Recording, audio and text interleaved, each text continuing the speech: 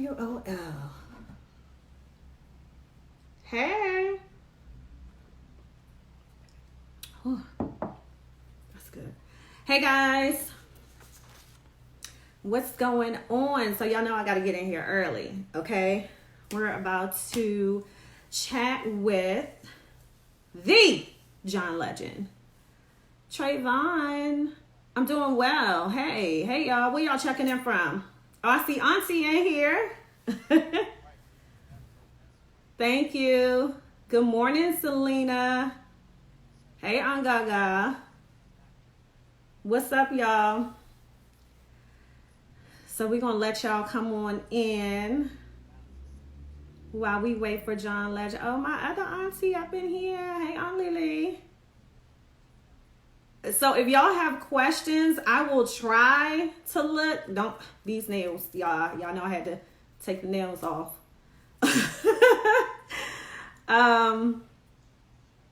But I mean, we have so much to talk about. John Legend has so much going on. So if we can fit in a question, we will. Manassas Va. Love it. Yeah, let me know where y'all checking in from. Y'all know I always love the midday check-ins. Okay, middays are mandatory. We got a lot going on now. Thank y'all. If y'all would have seen it earlier, it was a lot happening. So we got it together. Clarksburg. All right. I always have lemon, honey, and hot water in the morning. Columbia. Love it. Hey. I can sing better than John Legend. You know what? If you feel that way, because you know, I feel like I can sing too. So we all can sing. Okay. So I'm excited about this interview. Of course. Oh, wait. Hold on. Let me see. I gotta put it. John Legend. Let's see. Sorry, y'all.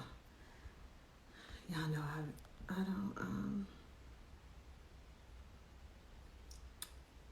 we're gonna do this magic 102.3 and 92.7. What's up, y'all? I'm just trying to put this up in here. Y'all know Vijay in the midday is going down right now. So let's see. Good morning, everyone. Oh, can I think I can do it. Hold on. There we go. Something like that. Something like that, y'all. Hey, Niall. Oh, my people's in here. What's up? Good morning, y'all. Good morning. Where y'all checking in from? Let me know where y'all checking in from. So we are waiting for the John Legend to come in. Southeast, my family. Y'all know. Everybody from Southeast, my family. Capitol Heights, Clinton, Pittsburgh. Okay. Pittsburgh. Hey, Raina. What's going on? Lando. I love that. Checking in from NIH. You're an essential worker. Much love to all of the essential workers. All of my essential workers. You know, I show y'all big love on the air because y'all are really putting in that work. We appreciate y'all. Hey, Jameson. How are you? How have you been? So as always, let me tell y'all can go to mymagicdc.com. Y'all can check out our website. If you haven't been on there in a while, go check it out. You can download our app. If you have not downloaded the Magic app on your phone, I don't know what you're waiting for. So yeah, go do that now. What up, Ed? Go do that right now. Make sure y'all rock with Vijay in the midday. Okay. Rest My Morning Show in the morning. Donnie Simpson in the afternoon. Oh, there's John. All right. Let's see.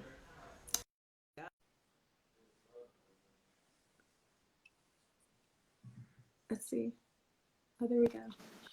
Good morning. Hey, good morning. How you doing? I'm good. So, I'm very surprised that you decided to do it early because I was like, are you on the West Coast? I am, but I got kids, so I know how to wake up early. Right, I was up super early, so, I get it. So, Yes. so much to talk to you about. Oh my gosh, like you have so much going on. I have given you a nickname. What's that? King of the virtual concerts. Okay. Let me tell you, we have been enjoying you, John. I'm like, they called John and he's right there. And so I just want to know, like, how does that work for you? Are they like, look, get John on live. We need somebody singing. Well, it's, there's not a lot of artists who sing live well and play an instrument and can do everything themselves, Yeah. and put on a show. So it's, playing to my strengths. And this is why you're an EGOT winner, okay? As you can see, I address you with that. I'm like, y'all know we talking to the EGOT winner, John Legend. The last time you came to the studios, we were talking about the process that you're doing music and how you're really like juggling everything. And everything that I have listed here, I'm like, how does he fit this all into like daily life? Because you have a new album coming out, which we're going to talk about. Very excited for you with that because you've been kind of teasing us with the songs. Well, I've been teasing you because we're still finishing the album. I haven't finished mixing it yet. So you got this little taste. There's a few string arrangements that aren't done, and it's hard to do strings when people can't get together. So there's a few things that we haven't done yet that we're trying to finish, but the songs are done. All the vocals are done. And we just have a few different overdubs, as we call them, that we have to do, and then some mixing. So we're close. We'll have it done pretty soon, and we'll put out a date when the album's coming out. But in the meantime, we figured people needed some music right now, and we put out a few songs. Yes, definitely. I think social media has really proved to be one of those great things. At first we were all like, oh, it's too much social media, too much going on. But right now we kind of depend on it. We're in the quarantine, we're in the clubs, we're in concerts. Exactly. And so it's always amazing. So I want to know what life is like for you with this new quarantine life, the new normal, because first of all, we have gotten a look inside of your new home, which is absolutely amazing. And well, we bought a new office that is a home, but it's meant to be an office actually. Chrissy has her business Cravings where they have the website, they have a lot of kitchenware, and she has her what, John? Exactly. She has her cookbook. And so the house that was reported that we bought wasn't for us to live in. It was for her team to work in. And we also are going to build a studio in that house as well for me to do some writing and recording there. So that's a work house. And the house you've been seeing me you've been seeing my IG lives from is where we live. And we've been living there for 4 years. That's where I am right now. You gotta love when a black man make it and say, "Listen, that's my workhouse." Okay. Well, it's like saying we bought an office building or office, office floors or whatever. and we're gonna get work done there and run our businesses there. I love that. And it's always so cute to see you and your family. You guys are so adorable, and y'all are making the most out of quarantine life because you had a camp out, like a camp in the yard. So is that, with 2 kids, I'm sure you have to keep the activities going. And so do you guys switch up, like, okay, you get the kids for a couple hours and then I'm gonna work on my stuff, and then vice versa? We just make it work. Chrissy's mother lives with us as well, so we have, lots of hands and make sure we can all help each other and fill in the gap whenever we need to. And Chrissy's the most creative one. She's always coming up with crazy stuff for the kids to do, like the camping in the backyard, the wedding for our stuffed animals. And you fall right in line, like you're like, whatever. Yeah. It's funny because my dad was like that. He was very creative with us when we were kids, and I'm not really like that, but Chrissy's like that. There's always one parent that's like always got a fun idea for the kids, and that's how Chrissy is. That's how my dad was too, though. He was always coming up with treasure hunts and fun little things for us to do. So fun. But you know what? You have been showing off some more skills, because we can call you Chef John, because I can cook. Putting in time in the kitchen as well. Yeah, but I could cook for a long time.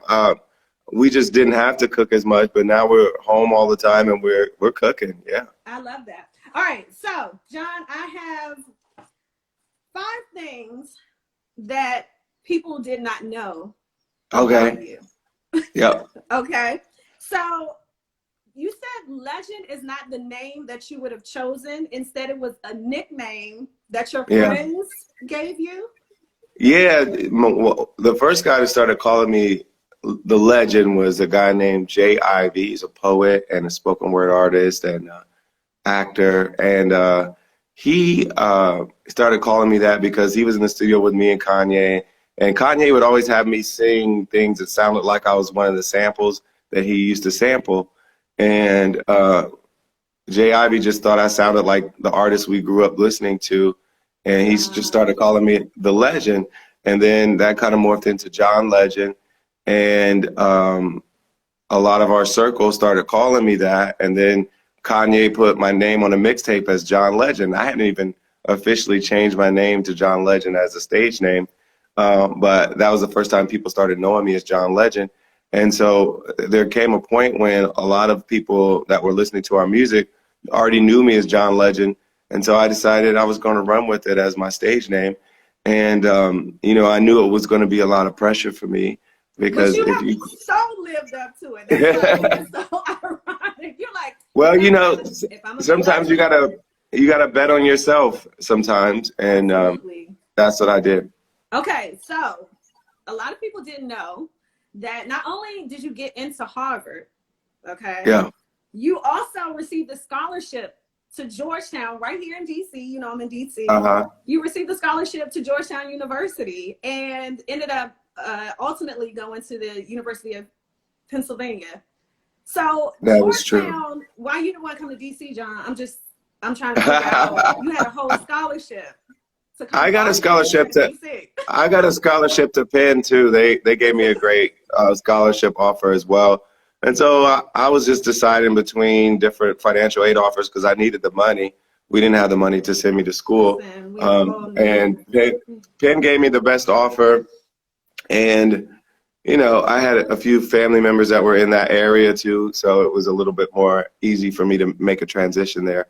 And so we ended up going to Penn. And I don't regret it. I had a great time in Philly. Being in Philly was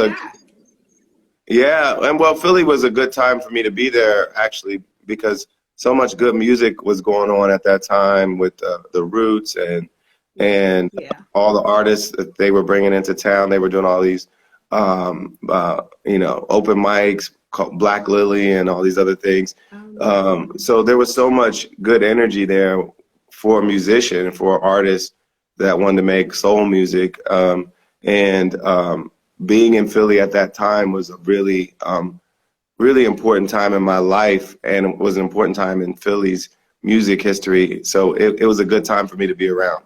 That's dope. That's dope. And then I heard you had a corporate job, and Yeah, you I worked would as a management consultant. and you Isn't that would crazy? write and sing at night because music has Yes. always been in you. Yes, that's absolutely right. I worked as a management consultant during the day, but I would do gigs and write at night. I was living in Boston my first year, but New York after that. And so I moved to New York in the year 2000. I had graduated from college in '99. And, I just started meeting different producers, managers, and other people that could help my career along. And it was a good place for me to be. And I was just gigging, doing little shows, selling CDs out of the back of my trunk. Back when What? people used to Were you listen. popping a trunk, John? Yeah, back when people used to listen to CDs. I used No, to. that was the grind. Like, Yes, I would sell my CDs. I had a website back when that was pretty early on too, and I'm sorry. I I would be my own shipping person. So people would order the CDs online. I would go to the post office in the East Village in New York and ship them, and I was just doing everything I needed to do to get my career off the ground and build a fan base. And I was just hoping that I would get discovered, and a few people kind of were instrumental in that. One was my lawyer at the time, who's still my lawyer. One was the manager that he introduced to me. We're not working together now, but his name is David Sonnenberg, and we managed the Fugees and a lot of big artists during the '90s and early So 2000s. now it makes sense because I didn't know that you did the piano Well, for. I didn't meet my manager then. I met Oh, him okay. much later. I was in college when I played piano on Miss Education of Lauryn Hill. But one more person I met in early 2000s in New York was Kanye, and I met him because he was moved. He had moved to New York recently, and his cousin was my roommate. And his cousin Devon and I had gone to college together, and we were roommates in New York. And he introduced us when Kanye moved to New York, and I had just moved to New York, and thought we should work together. And we started working together, and I ended up signing to his production company. And Kanye really helped my career really take off through all the collaborations we did. How's your relationship with Kanye now? You guys. We're cool. We kind of are doing our own thing. He's in Wyoming doing his own thing, and Yeah. we both got families and kids, and we don't have a formal business relationship anymore. But we're cool. If I see him, we talk. We have so much history together that will never be erased. We obviously have disagreed on some things publicly, politically, and that hasn't changed either. But there's so much history that we have in common. We're always going to have that connection. Well, you've always been outspoken politically, Yeah. and Diddy recently made some comments, Yeah. basically saying that we're holding the Black vote hostage. We need to have some things on the table, and we need some things met. So how do you feel? Are you kind of on board with that, or? Well, I don't believe Black people are monolithic, so I don't like saying Black people are going to do this or Black people are going to do that, because there's a lot of us, and there are millions of us all over the country, and there's a lot of different political beliefs within our community, and there's a lot of different opinions in our community. So I don't like to speak about us as a monolith, but I will say that I think a lot of times politicians take us for granted, and we shouldn't allow them to do that. We have to make them fear losing our vote, and make some effort to win our vote. So that doesn't mean the same thing to everybody, because everybody has different wish lists of the things that they want. But we need to make sure politicians are doing right by us and not taking us for granted. And the way you do that is you make noise. You make your voices heard. You call them. You make them fear losing your vote. And you really have to do that through activism. Voting is like the final step. activism, organization, making sure your demands are heard. Those are the things that have to happen throughout their term, throughout their campaign, through all this time, not just on the Tuesday in November. So I think we all have to be clear about the kinds of things we want to see our politicians doing for us, and then make sure they know. All right, so 2 more things before I let you go, John. First, we got to talk about The Voice. Yes. You have been doing incredible, but I feel like every time I interview you, something always happens a little bit before where people are so upset with you. Have you been reading the headlines? People like just being upset that you, I guess, pitted contestants against one another. Like that's like the biggest thing from a few weeks ago. Well, my biggest issue is it's like a gift and a curse because I end up winning a lot of the 4-chair turns. So, that's kind of a humble brag. But the problem with that, but the problem with that is you end up having to pit some of the top people against each other. And so, luckily, there's opportunities for steals and there's opportunities for saves so that some of those people end up spreading out to other teams. But because I win so many 4-chair turns, I end up having to put some of the 4-chair turns against each other. And I win so many. I know, it's like I said, it's a gift and a curse, and I don't want to discourage anybody from picking me next time I get a 4-chair turn. But I will say, if there's too many on my team, eventually I'm gonna have to pit them against each other. Right. And we had to reduce the group so quickly on this season because it was always planned to be a slightly shorter season because of the Olympics. And we're not having the Olympics now, and now we have this coronavirus crisis. But it was always planned to be a shorter season. And so we had to quickly narrow down this season. So it just seems worse this season because of that. But isn't the purpose of competition? You want to go best. So the best person, I think, is still going to win, but people get eliminated more quickly because of this process. Okay. And so last but not least, we got to talk about this upcoming album. The singles that you have been dropping. I mean, people, the reviews that I have been reading, not only did you say that this will be your sexiest album yet, but that there may be some quarantine, but no, what did you say? Corona babies. I said quarantine babies. Yes. Born. So what made you want to get it's not even X-rated, but what made you want to make this album so super sexy? Well, I never go into an album with a plan. I just go into an album ready to write, I have a few people in mind maybe that I want to collaborate with, that I'm liking what they're doing at that time. But other than that, I don't really know what I'm going to write about until I get into the process. And I always call it a discovery process because it helps me figure out where I am at that time in my life and what I want to say at that time. And it just came out sexier, this album. It's definitely sexier. And I haven't really even discover.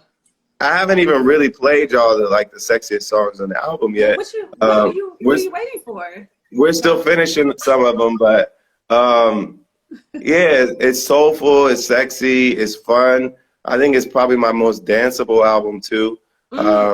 It's gonna be in the bed or just you wherever you like to dance, just wherever you like to move. But it's a really feel good album, and I'm excited for the chance to give it to people. It's gonna happen soon, early summer. What's your favorite track from the album? And I know it's like trying to pick a child, trying to pick a kid, but right now, because some days you're feeling this one, then other days you're like, So right now, I think my favorite right now, I have this track called Ooh La, which I love. And Ooh La is a euphemism for what's down there. And it's saying, I can't wait to get home and have some ooh la. And that's the whole song basically, is talking about ooh la. And it's kind of a mix of doo-wop and trap, if you can imagine that. Okay. Is that one kind of almost finished, John? Because I feel like we need that one. Yes, We need to hear that one. I think that's the next one we'll drop. Okay, I like that. And does Chrissy, do you play the songs for your Yeah. wife? Does she give the thumbs up like, okay, yeah? She'll tell me she likes it. And, She likes Ula. I'm sure the way you described it. So summer 2020 is when we can expect the album. The tour may be coming in the fall or yeah, this year. The best. It's most likely going to get postponed. Just to be really honest, because we're just looking at what's happening in the world, and we want to make sure it's safe for people to come to the show. So we will probably postpone the tour. So if you have tickets, we'll make sure you're taken care of one way or the other. Either if we postpone and give you new dates, we'll allow you to use the tickets for that date if you want to, and we'll refund you if you can't use the tickets for a later date. So one way or the other, we'll make sure everybody's taken care of, and we want to make sure when you do come to the show that it's safe and you can have a good time without worrying about catching the virus. I love that. And my final question for you, John, if you had to do a battle, because I would love to see that, is there anybody in mind? And I know a lot of artists, they're like, even Babyface, he was just like, L.A. Reid said, we can just do a celebration of Black music. But then he said Andre Harrell was like, man, you better, and Diddy called him, like, stop being shy in battle. So, well, what I love about the battles that is a little different from what I do, most of the battles we've been seeing have been producers who have been behind the scenes making music that a lot of people might have not known they made. What's dope about the battles to me is the education aspect, because y'all know who I am and you know the songs I've made mostly. I've been behind the scenes on a few songs, but not really that many. And what we've been seeing with Babyface, with Teddy Riley, that they made all the hits for all the other artists that we love too. And so Swiss Beats, all these people made these great hit songs for other people, and for them to play them all together in one setting, that's the best part of the battle. And so I've only had a few outside songs that I've written for other people like that. So when you hear me, that's my music. You hear, All of Me, or Ordinary People, or Tonight, or Used to Love You. That's my song because I sang it. But the dope thing about the battles for me is seeing all the things people have done that you don't hear their voice on, but their music is there. And so I feel like the best battles are those battles, the ones that are producer-driven, writer-driven, where you're like, oh, I was behind this hit, I was behind that hit. Yeah, that is dope. That is the dope part about it. Okay, so we may not get a battle from John. Yeah, not in that sense. I would do like a dueling pianos with Alicia Keys or another artist like that. Something more like that. I picture that playing the piano, playing instruments, y'all going back and forth. I would do something like that. But the versus battles I love are the ones where people are like, this was my hit. You didn't know that? Oh, I was behind the scenes on that. Okay. Yeah, that too. Yeah. Yes. Okay. Well, we'll keep our fingers crossed, John. Yeah. But I'm going to have like a family show. So what about Life with the Legends? We're not doing any reality shows soon, but we get offered that all the time. Honestly, people want us to do one. The last time, like, no, we probably. Yeah, we share plenty about our family on like Instagram and other places. I feel like that's enough. Yeah. Well, thank you so much, John. I appreciate it. I know you probably have a full day. Actually, you have a lot going on. So yeah, I've been doing a lot of interviews, but we've been doing them with all the local radio stations and just catching up with everybody, because we normally, when I have new music, I'd be going around to the different stations around the country, and haven't been able to do that. So we're doing it virtually now. Well, this is our new normal. Yes, it is. I appreciate you for taking the time out to do it. So thank you so much. Thank you. Have a good one. Have a great one. Bye-bye. Bye.